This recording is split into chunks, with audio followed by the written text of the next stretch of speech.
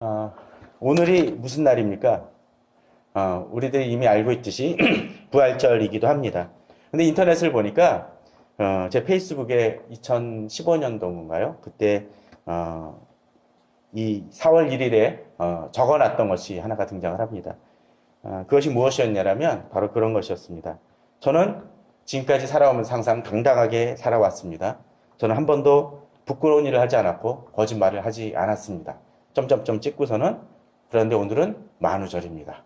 그런 날을 기다리고 또 그렇게 살기를 바랍니다라는 옛날에 만우절 글을 올렸던 것이 기억이 납니다.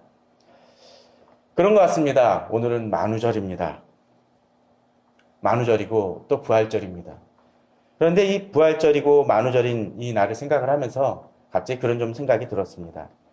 많은 교회에서 예배를 드리고 있고 또 많은 성도들이 부활절이다 해서 여러 가지 행사도 가고 또 아는 분도 칸타타도 하고 그러는데 정작 우리들이 예수 부활하셨네 라고 이제 같이 외치기도 하는데 정작 정말 저희들이 그 부활 신앙을 가지고 살아가는지 나는 부활을 믿습니다라고 얘기하고 또 예수 그리스도께서 지금도 살아계셔서 우리에게 역사하신다라고 말하고 있지만 그러나 정작 그 믿음을 제대로 행하지 않고 살아가고 있다라면 어쩌면 우리는 만우절 날처럼 거짓말하는 자에 지나지 않을 수 없지 않을까라는 생각을 좀 해봤습니다.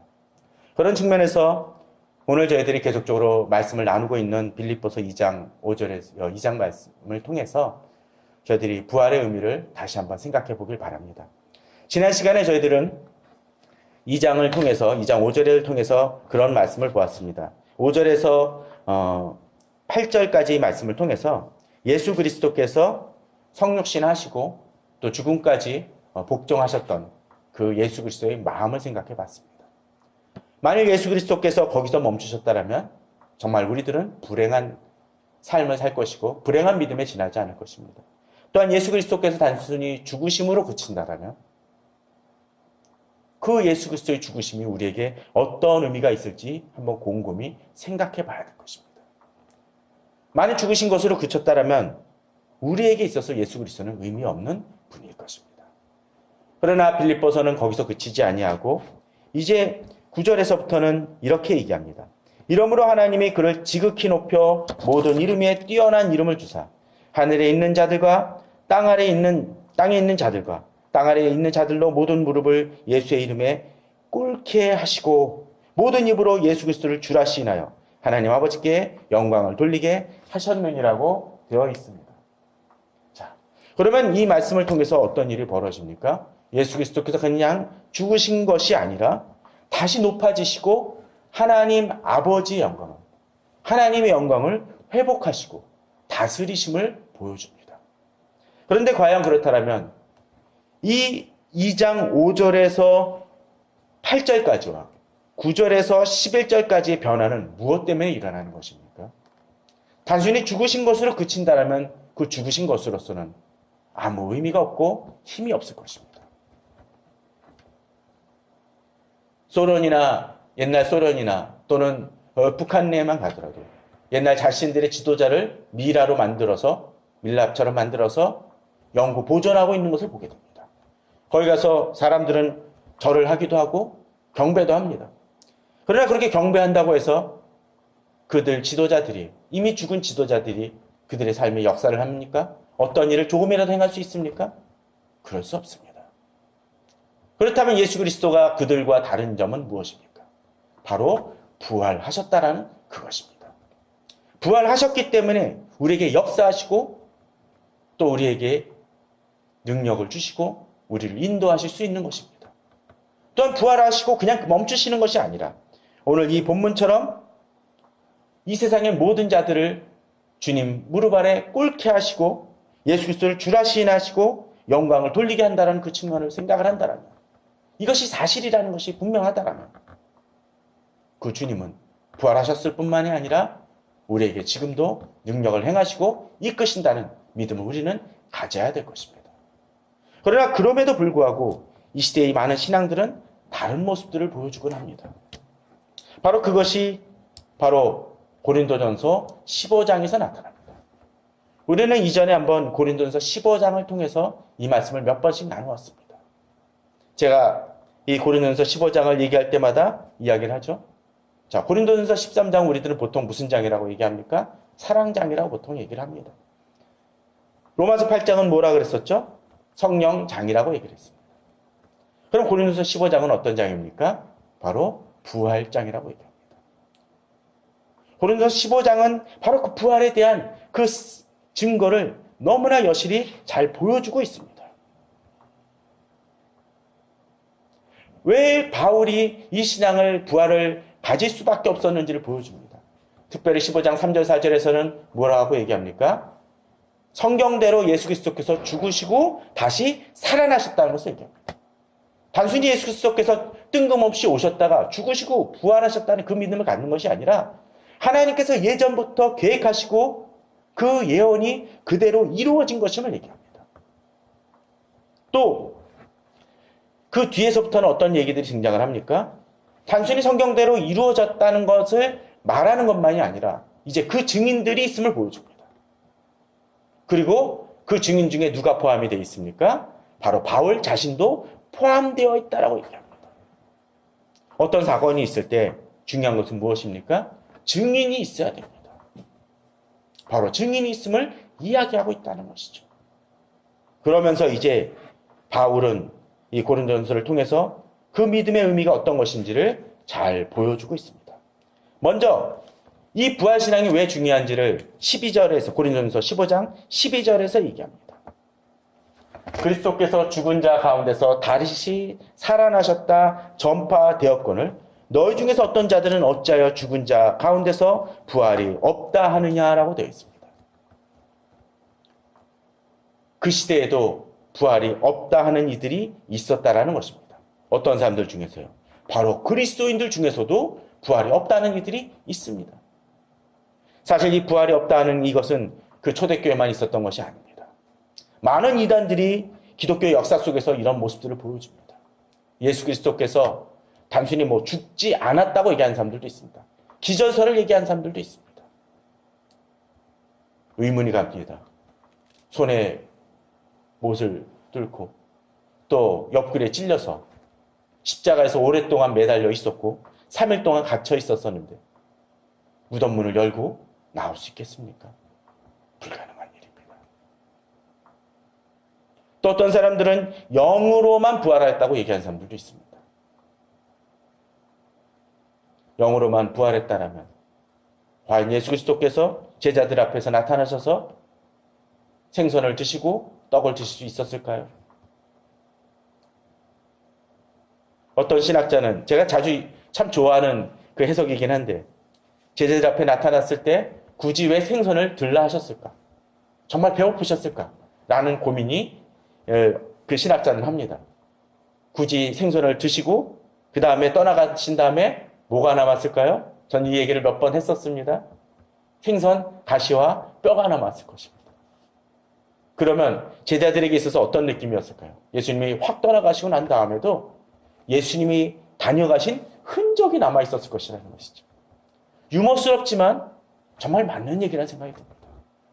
예수 그리스도께서는 실제적으로 부활하셨다라는 것을 보여주고 있다라는 것이죠. 그러나 그럼에도 불구하고 어떤 사람들은 어찌하여 죽은 자 가운데서 부활이 없다라고 이야기하는 사람들이 있었다라는 것입니다.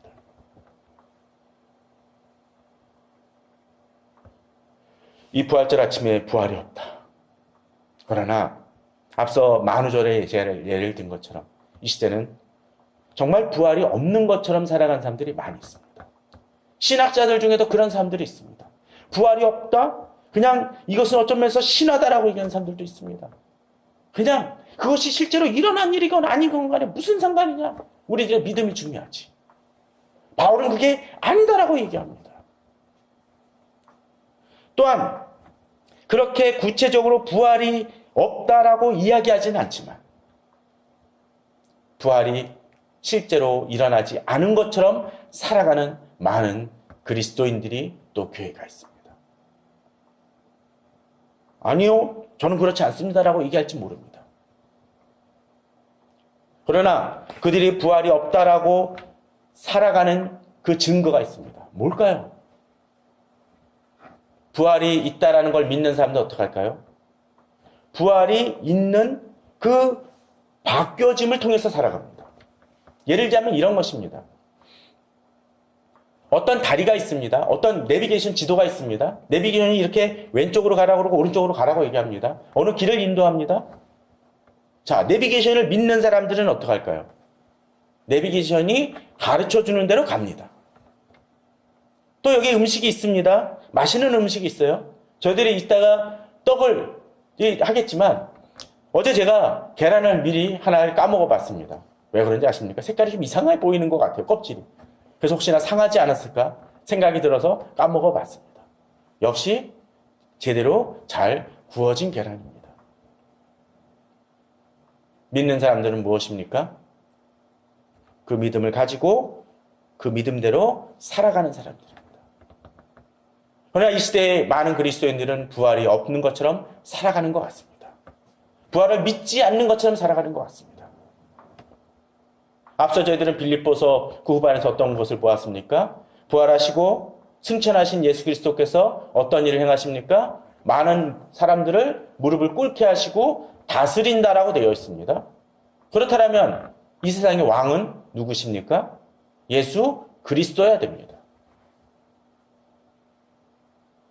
청와대 대통령도 대통령이지만 그 대통령보다 더 높으신 분이 누구요? 예수 그리스도여야 됩니다.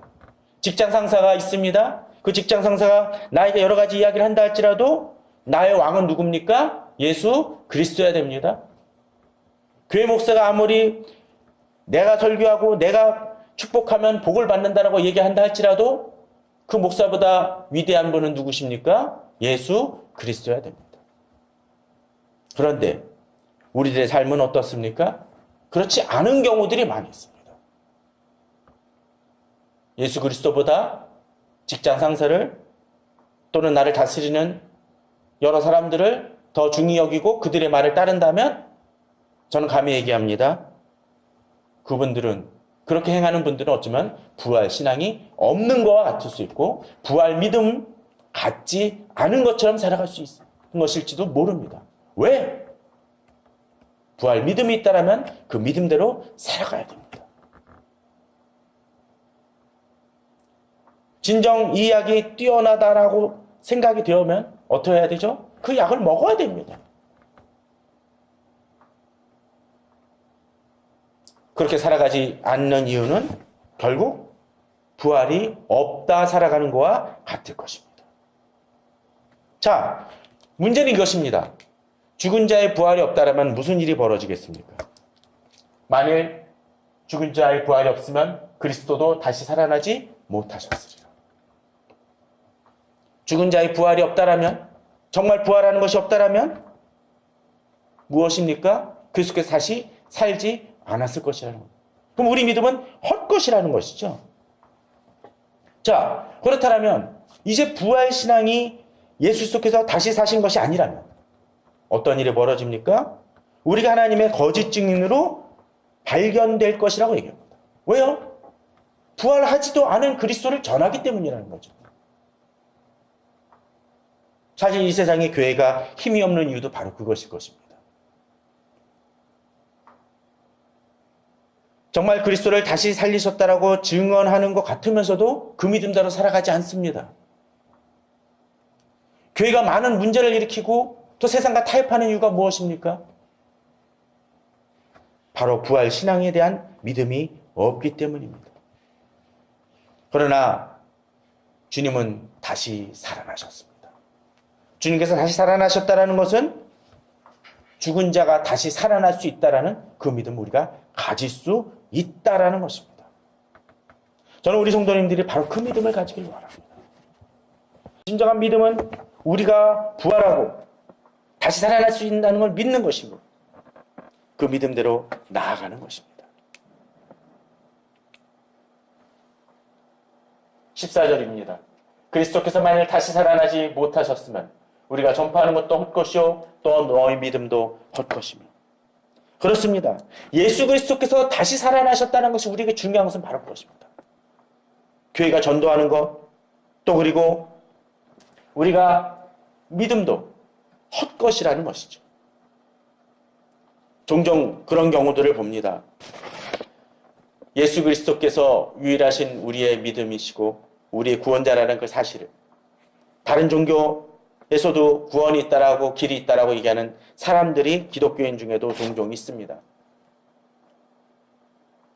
불교나 다른 종교에서는 그렇게 얘기할 수 있을지 모릅니다. 그러나 성경은 이야기합니다. 예수 그리스도는 얘기합니다. 내가 곧 길이요 진리요 생명이니 나로 말미암지 않고는 원턱한다고요? 주께로 나아갈 수 없다고, 하나님께 나아갈 수 없다고 얘기합니다.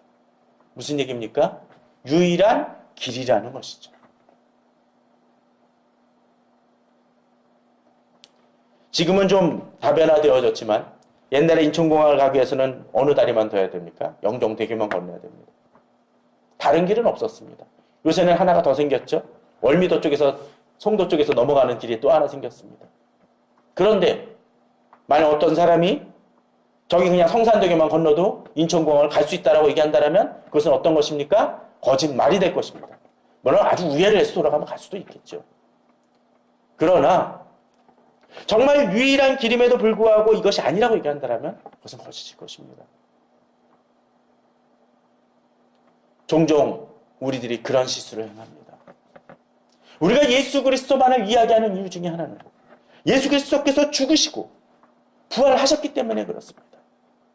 또 예수 그리스도께서 성육신하시고 죽으셨다는 것이 왜 의미가 있습니까? 하나님의 아들이신 분이 바로 흠있고 죄 있는 인간으로서는 우리의 죄를 온전히 감당할 수 없기 때문에 예수 그리스도께서 성육신하셨고 그분이 우리의 죄를 대신 짊어지시고 죽으심을 통해서 구약시대 때는 어떠했습니까? 양과 소를 매년 죄질 때마다 드려야만 그 속죄가 되어졌지만 예수 그리스도는 어땠습니까?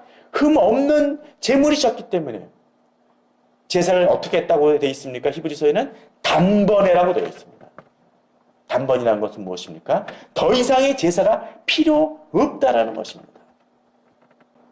그렇기 때문에 예수 그리스도께서는 죽으시고 또 이분이 그냥 죽으시고 우리 죄를 속죄하시고 말아버리신 것이 아니라 어떻게 해요?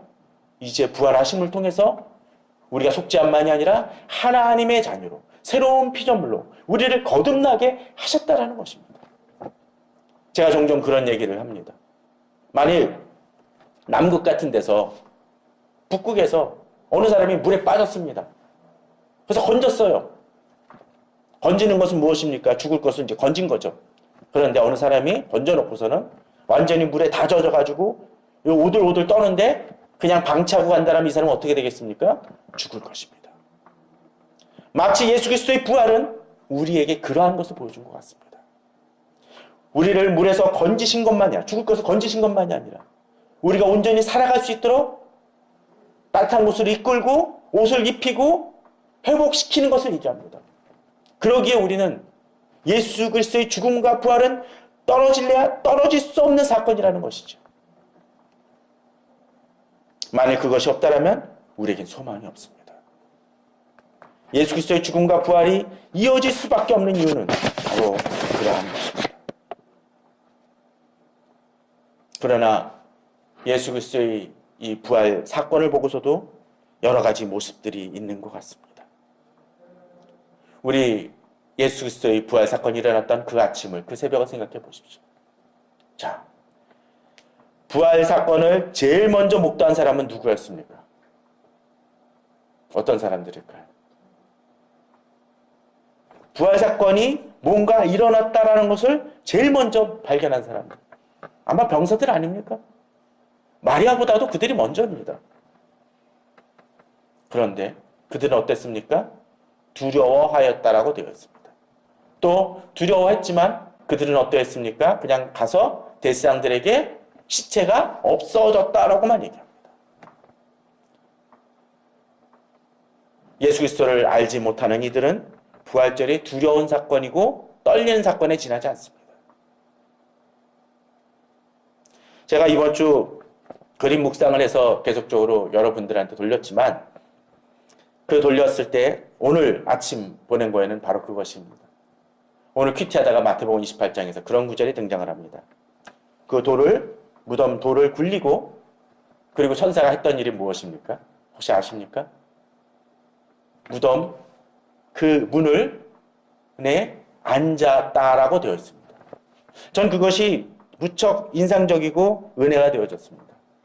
그런 것 같습니다. 이전에는 그 무덤의 그 문은 무엇이었습니까? 제자들이나 이 여인들이 주님 앞에 나아가고 싶지만 나아갈 수 없는 방해물이고 벽이었습니다. 막힌 벽이었습니다. 그런데 부활사건은 어떻습니까? 그 돌을 제거할 뿐만이 아니라 이제 막혔던 벽이 이제는 안식처가 되고 쉼이 되고 있습니다. 그런 것 같습니다. 우리에게 있어서 여러 가지 장애물과 어려운 부분들이 있습니다. 해결할 수 없는 문제들 같은 것이 있습니다. 그런데 주님께서 우리와 함께 하시고 부활하신 예수 그리스도께서는 그 장애물과 벽을 이제 뒤집어서 우리의 안식과 우리에게 오히려 도움을 주는 것으로 바꾸실 수 있는 분이십니다. 우리에게 그 믿음이 있어야 됩니다. 그러나 예수 그리스도를 알지 못하는 이들은 두렵고 떨릴 뿐입니다. 예수 그리스도의 대한 믿음을 갖지 못한 이들은 무덤 바깥에 머물 뿐입니다. 그러나 이제 예수 그리스도에 대한 믿음을 가진 이들은 텅 빈 무덤을 통해서 또 부활하신 예수 그리스도를 만남을 통해서 이제 그들은 전혀 다른 삶의 터닝 포인트를 갖게 된다라는 것입니다. 저는 우리들에게 바로 그러한 믿음이 있어야 될 것을 우리 성도님들에게 말씀드리고 싶습니다. 자, 고린도전서 15장 16절 17절은 또한 이렇게 얘기합니다. 만일 죽은 자가 다시 살아난 일이 없으면 그리스도도 다시 살아나신 일이 없었을 것이요 그리스도께서 다시 살아나신 일이 없으면 너희 믿음도 헛되고 너희가 여전히 죄 가운데 있을 것이요. 그렇습니다. 예수 그리스도의 부활은 우리를 변화시킵니다. 우리를 달라지게 하고 본질적으로 우리를 변화시키는 데 되어집니다. 또한 여기서 멈추는 것이 아닙니다. 다시 얘기 드리지만 이렇게 변환되어지는 것만이 아니라 이제 더 한 걸음 나아갑니다. 자, 18절에 또한 그리스도 안에서 잠자는 자도 망하였으리니 만일 그리스도 안에서 우리가 바라는 것이 다만 이 세상의 삶뿐이면 모든 사람 가운데 우리가 더 불쌍한 자이리라. 자, 여기서 독특한 구절이 등장을 합니다. 19절을 잘 보십시오. 18절 잘 보십시오. 여기서 특이한 구절이 나오지 않습니까? 자, 20절에서는 죽은 자라고 되어 있는데 18절에서는 그리스도 안에서 뭐라고 되어 있습니까? 잠잔다라고 되어 있습니다. 잠잔다. 죽은 것이 아니라 잠잔다라고 되어 있습니다. 왜? 예수 그리스도를 통해서 우리들은 다시 살아날 것이기 때문에 이제 죽음은 죽음의 의미가 아니라는 것이죠. 지난주 제가 요청을 받아서 청주까지 내려가서 곧 저희 아버님이 돌아가실 것입니다 라고 얘기하면서 어느 아는 집사님이 얘기를 해서 가서 복음을 증거하고 또 그분에게 확신을 주고 돌아왔었습니다. 그리고 그 다음 날 이분이 소천하셨습니다. 그분이 제가 그 아버님을 잘 알지도 못하는데 저를 부른 이유가 무엇이겠습니까? 또 제가 시간을 들여서 바쁜 중에도 내려가서 그분을 만나고 온 이유가 무엇이었겠습니까? 그분이 죽은 자가 아니라 잠자는 자가 될 수 있도록 하기 위함입니다. 그것이 믿음입니다. 우리는 교회에 와서 단순히 안식을 얻고 내가 간구하는 여러 가지 질병이든 그러한 것에 응답받는 것이 아닙니다. 고린도전서 15장이 중요한 것은 바로 그것입니다. 이 세상의 모든 어떤 어려움이나 질병이나 문제가 이 세상에서 우리에게 해결되지 않을 수도 있을지 모릅니다. 또 우리는 어쩌면 믿지 않는 자들보다도 정말 머리 굴리며 살아가는 세상 사람들보다도 더 못 살고 재물을 얻지 못하고 또 질병이 낫지 않을 수도 있을지 모릅니다. 그러나 한 가지는 확실합니다. 세상에서 아무리 잘나고 지금 좀 많은 부를 누리고 불법을 행하면서도 떵떵거리며 사는 이들이 있다 할지라도 그들이나 우리나 한 가지 해결할 수 없는 문제가 있죠. 무엇입니까? 바로 죽음입니다. 그런데 하나 다른 게 있죠. 우리는 무엇입니까? 그들은 죽은 자로 그치지만 우리는 어떻게 해요? 잠자는 자라는 것입니다. 그런데 만일 부활신앙이 없으면 어떻게 됩니까? 여기 표현처럼 그리스도 안에서 잠자는 자도 뭐요? 망하는 거라는 것입니다. 부활이 있을 것이다라고 생각하면서 순교도 택하고 고난도 겪었는데 만일 그것이 없다라면 진짜 망한 거죠. 쓸모없는 짓을 하는 것입니다. 그래서 19절은 얘기합니다. 만일 그리스도 안에서 우리가 바라는 것이 다만 이 세상의 삶뿐이면 모든 사람 가운데 우리가 어떡한 사람이요? 더 불쌍한 자입니다. 그렇습니다. 우리에게 그 부활신앙이 있기 때문에 우리는 지금의 삶 속에서도 손해보는 것조차도 감수하며 살아갈 수 있는 믿음이 있는 것입니다. 우리는 자주 착각을 합니다. 착하게 살아요? 좋습니다. 그러나 착하게 산다 할지라도 바로 부활신앙이 있기 때문에 착하게 사는 것입니다. 종종 어떤 이들은 이야기합니다. 천국에 상급이 있다라고 얘기하니까 되게 불편하게 생각하는 사람입니다.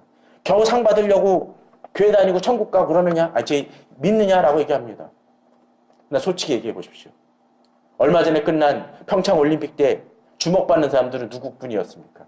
금메달 따는 사람뿐입니다. 저는 은메달, 동메달 딴 사람들이 수고하지 않았다는 얘기를 하는 것이 아니라 그것이 세상의 원리라는 것이죠. 그러면서 교회에서 우리가 주님의 상급을 바라보며 더욱더 달려간다. 물론 상급 때문만 아니라 예수 그리스도께서 우리의 원천이시고 바로 우리의 구원자시기 때문에 우리가 믿는 것이지만 그러기에 우리에게 또한 그것과 더불어 주님께서 우리에게 주시는 상급도 귀중하다라는 것이고 부활도 중요하다는 게 바로 그것입니다. 근데 부활이 없으면 그냥 이 세상을 끊치라면 못하러 우리가 이 세상 속에서 주님 말씀대로 살아갈 이유가 무엇이 있겠습니까? 바로 그것이 부활신앙입니다. 부활이 없을 때 일어나는 일입니다. 저는 감히 얘기합니다. 아직도 부활이 없다라고 생각하시는 분이면 마음대로 사십시오. 교회 다니실 필요 없습니다. 그냥 자기 살고 싶은 대로 사십시오. 미투운동 신경 쓰지 말고 마음대로 사십시오. 차라리. 도둑질해서라도 떵떵거리며 사십시오. 그러나 우리에겐 부활의 신앙이 있기 때문에 그렇게 살 수 없습니다.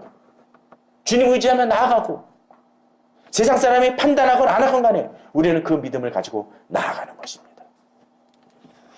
오늘 고린도서 15장 20절은 마지막으로 이렇게 얘기합니다.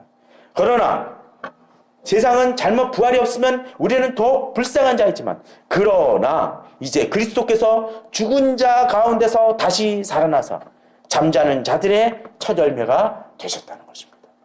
그렇습니다. 우리는 더 이상 죽은 자가 아닙니다. 우리는 죽더라도 잠자는 자가 될 것입니다. 그러게 우리는 그 신앙을 붙들고 나아가는 것입니다. 또한 이 물꼬를 누가 트셨습니까?